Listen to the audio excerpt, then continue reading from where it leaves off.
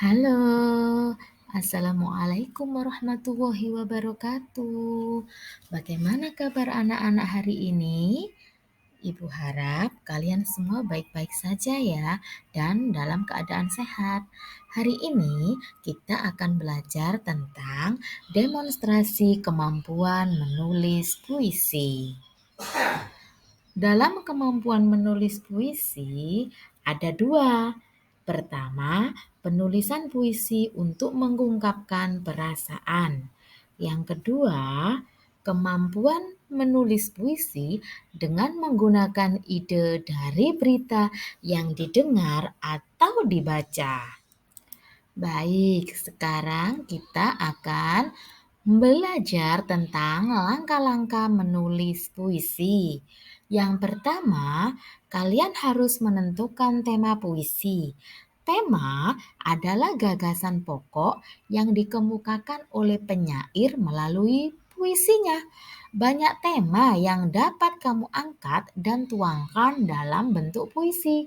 Misalnya keindahan alam, kasih sayang, bahkan masalah kehidupan lain yang ada di sekitar kalian.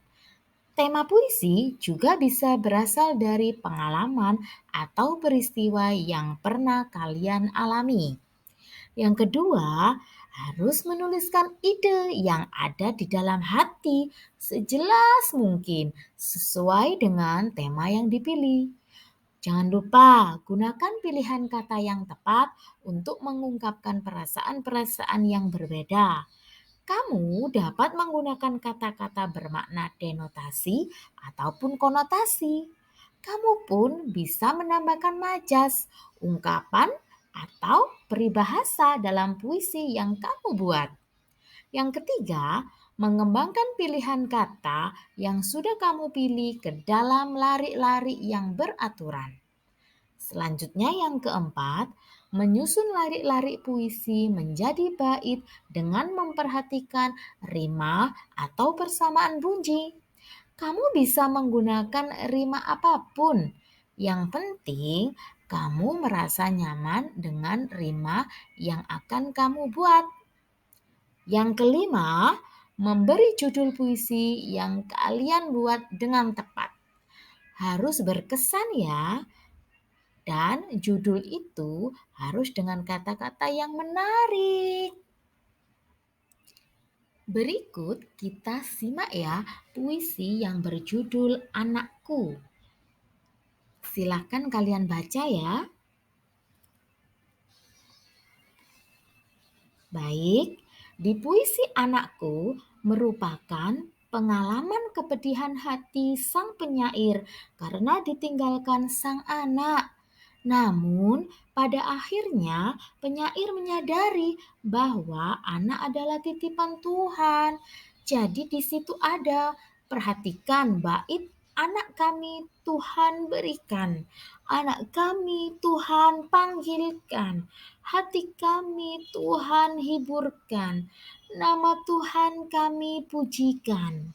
Bait pertama sampai ke-6 menunjukkan penderitaan penyair karena begitu cepat ditinggalkan oleh anaknya yang baru lahir. Duka cita penyair dan istrinya dilukiskan dengan tinggalkan ibu sakit terlintang, tinggalkan bapak sakit mengenang, dan seterusnya.